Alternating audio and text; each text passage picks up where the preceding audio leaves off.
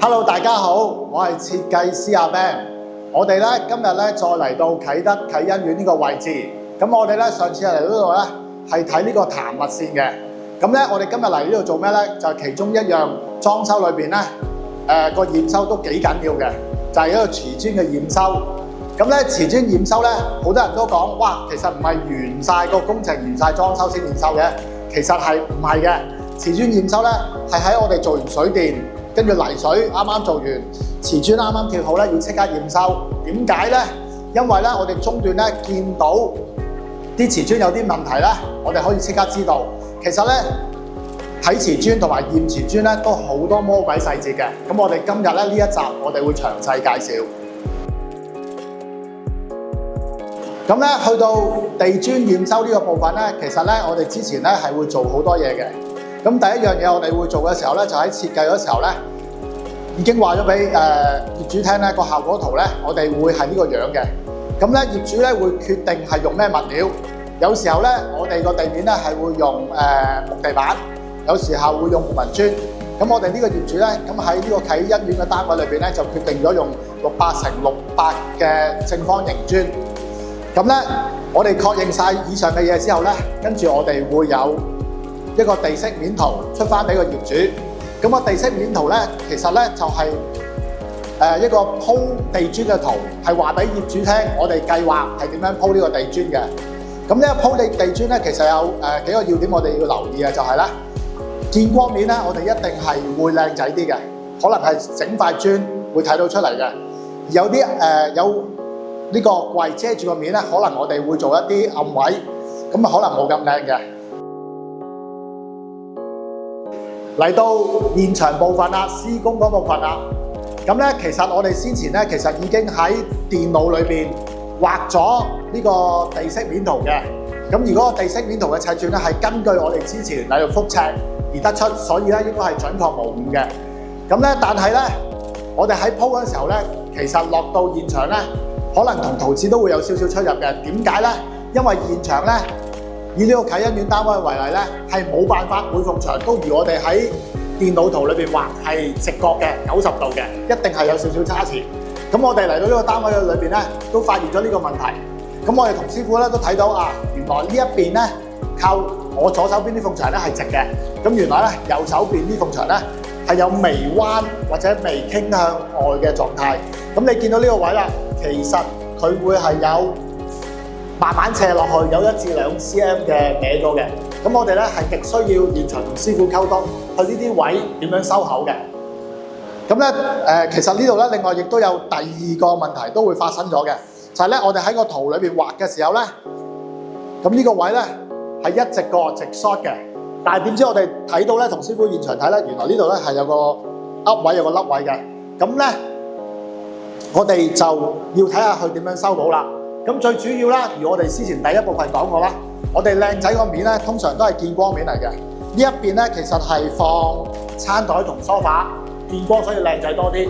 而呢個點解我哋會揀呢個凹位去收尾咧？就係因為呢度有櫃同埋有電視櫃遮住。咁個原理就係咁噶啦。好，接下來咧，我哋嚟到呢個驗收部分啦。咁咧，其實驗收裏邊咧，最主要係有3個主要點嘅。咁第一個要點係做咩咧？我哋咧通常會嚟到一間新屋，如果去做瓷磚嘅時候咧，而家我哋講緊係呢個地面瓷磚啦。咁我哋會敲個磚，睇下佢裏邊有冇空鼓嘅。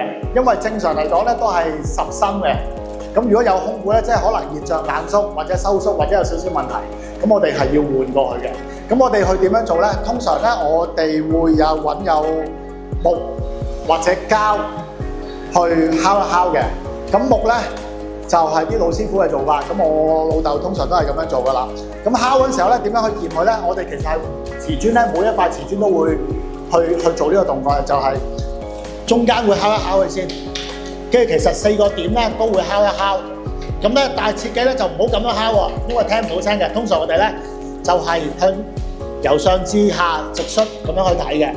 咁基本上咧，啲管工咧同埋設計師咧有時間都會做呢個動作㗎啦。咁我哋咧每個磚都會做呢個動作嘅。咁如果咧有真係發現有問題嘅，咁我哋咧通常都會用支筆寫低，即係圈咗呢個位係有問題。咁啦，我而家圈咗呢個位有問題，跟住